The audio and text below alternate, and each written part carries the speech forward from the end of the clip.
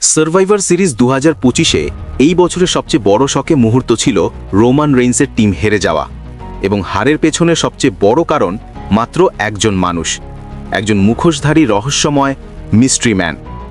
ওই একটি আক্রমণই পুরো ম্যাচের গতিপথ বদলে দিয়েছে। পুরো WWE ইউনিভার্স তখনই প্রশ্ন তুলতে শুরু করে, কে এই মানুষ, কেন সে রোমানের দলের বিরুদ্ধে গেল। রোমান রেইন্সের 2025 সাল পর্যন্ত WWE এর সঙ্গে চুক্তি ছিল। অনেকে ভাবছিল হয়তো এটাই তার শেষ সময়, হয়তো রোমান এবার WWE ছাড়বেন। কিন্তু ঠিক তখনই একটি লাইভ অনুষ্ঠানে রোমান রেইন্স যে কথা বললেন, সেটা শোনার পর পুরো WWE ইউনিভার্স পাগল হয়ে গেল। রোমান বলেন, আমি কখনো হারতে শিখিনি, আমি পরাজিত হয়ে WWE ছাড়তে পারবো না।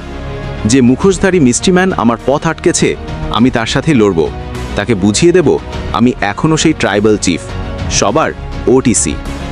এই কথা বলার সময় রোমানের চোখ, তার আত্মবিশ্বাস, তার ভরপুর আগ্রাসন সবই যেন বলে দিচ্ছিল এবার আসছে আর একটা যুদ্ধ। এবার মুখোমুখি হবে রোমান ভার্সেস মিস্ট্রিম্যান।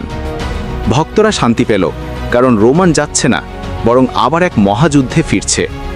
এখন শুধু সময়ের অপেক্ষা, কবে ঘোষণা হবে সেই ম্যাচ, কবে মুখোমুখি হবে রোমান রেইন্স বনাম মুখোশধারী মিস্ট্রিম্যান। এটাই এখন WWE ইউনিভার্সের সবচেয়ে বড় উত্তেজনা। তো ভিউয়ার্স, আপনারা কারা খুশি হয়েছেন এই আপডেট পেয়ে? নিচে কমেন্টে লিখুন OTC। আর অবশ্যই আপনার এই ভাইয়ের চ্যানেলটি সাবস্ক্রাইব করে রাখুন, কারণ রোমান রেইন্স সম্পর্কিত সবচেয়ে ফাস্ট আপডেট আপনি এখানে পাবেন। ধন্যবাদ।